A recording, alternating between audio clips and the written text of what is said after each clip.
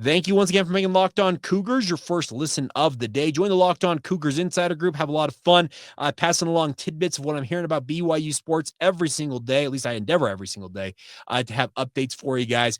And you get it in the form of a text message. It's not much more direct than that. And the best part is just $5 a month to be a part of the Insiders Group. And you get a 14-day free trial, 2 full weeks of a trial before you're charged anything. So join us today. Click the link in the show notes below and be a part of the Locked On Cougars Insider Group. All right, NCAA tournament obviously is stealing a ton of the headlines, but doesn't mean we can ignore what's happening in Frisco, Texas. The Big 12 Pro Days are ongoing. It's a miniature combine of sorts. There's 14 former Cougars working out for NFL personnel down there at the Star. And the nice part is the linemen yesterday performed, I thought, pretty well. I had a chance to briefly interact via text message with Connor Pay, and Connor's message to me was he felt like he performed to the best of his abilities. He felt like his training had him on point. His overall numbers, coming from official numbers from the Big 12 Conference, are that he checked in with a 5.46 40-yard dash, 27.5-inch vertical jump, 8-foot 6-inch broad jump, 23 reps on the 225-pound bench press, 8.22 3-cone drill, and a 5.06 second shuttle time. Not bad numbers by any means. And Connor obviously is endeavoring to make himself into a priority free agent, maybe sneak into the end of day 3. And we're going to have Connor on. I think we'll probably see if we can get it recorded this weekend to recap what he's taken away from this Big 12 Pro Days. But I don't want to overshadow him, but I do need to take some time and talk about Caleb Etienne. Caleb Etienne was a guy that I thought absolutely deserved to go to the NFL Combine.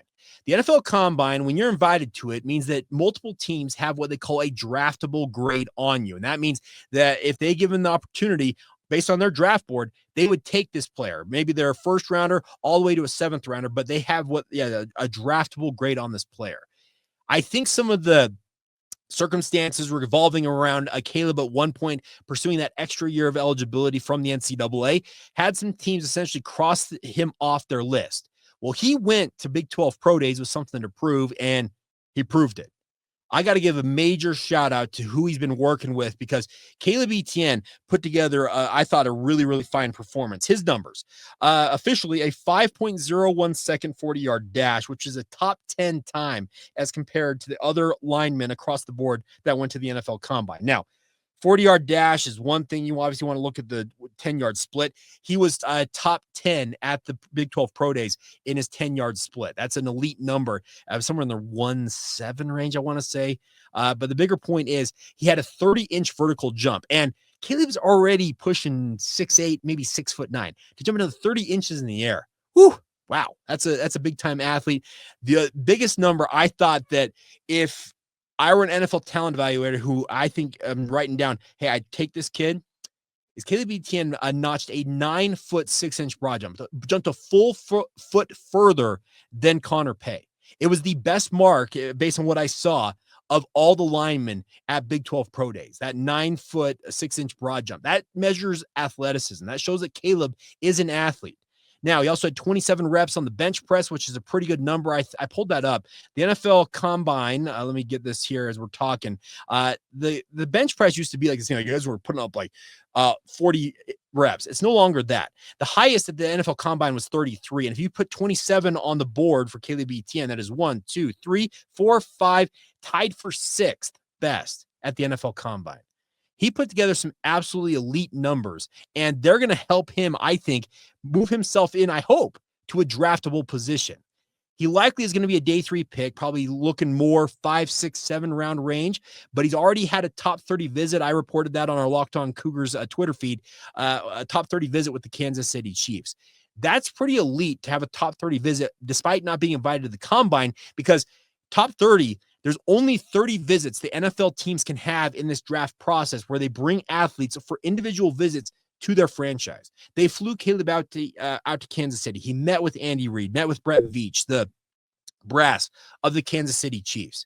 That shows that they have some interest in this kid, and the Chiefs obviously need help on the offensive line. Now, Kingsley Suamataia was drafted there last year in the 2nd round, and obviously had his chance early on in the season that ended up being a backup the rest of the way this year for the Chiefs, but Kingsley still got all the potential in the world to emerge as a starting caliber offensive lineman. And in fact, Kansas City needs him to do that. But could Caleb Etienne end up bookending him as a tackle for the Kansas City Chiefs? Maybe so. I think with this performance, Caleb, for example, made himself some really, really nice money. He did a really, really fine job. Other guys who performed yesterday, Blake Mangelson, he tied Caleb Etienne with a 5.01 second 40-yard dash, jumped 9'3", 22 bench reps, 29 and a half vertical jump. Blake Mangelson showed the athleticism that he has as a hybrid defensive tackle / defensive end. John Nelson's numbers aren't completely up to date on this website, but 9'10" broad jump for John Nelson. And that's a defensive tackle. That's pretty nice. Vertical jump of 33 inches. John Nelson showed some really nice things. I got a number that he ran a 4.94 second 40-yard dash as a defensive tackle. We're seeing some fine performances for former BYU Cougars at this Pro Day event. And I hope it continues on throughout the rest of this week and the weekend coming up. Now, I should note to answer some of y'all who have the inevitable question, well, Jake, what's happening with not Isaiah Banya? Isaiah Banya already performed. What's happening with Darius Lassiter? Darius Lassiter is on the list to work out at this NFL Combine Light event at the Big 12 Pro Days. That, in my mind, should put to rest any speculation that he's coming back to BYU. He has been holding out hope that the NCAA would rule in his favor for another year of eligibility, but I think him ultimately going to the Big 12 Pro Days here to meet with NFL teams, to work out all that stuff, I think that he understands the writing is on the wall without it being official, that the NCAA is going to deny his petition and obviously let the turn pro. It's unfortunate because if Darius had been able to come back, that would have been an awesome addition, another, I guess, re-addition to BYU's wide receiving core. But I hope he goes out and kills it. Hope he goes out and kills it in this workout setting, much like what we saw from Caleb Etienne.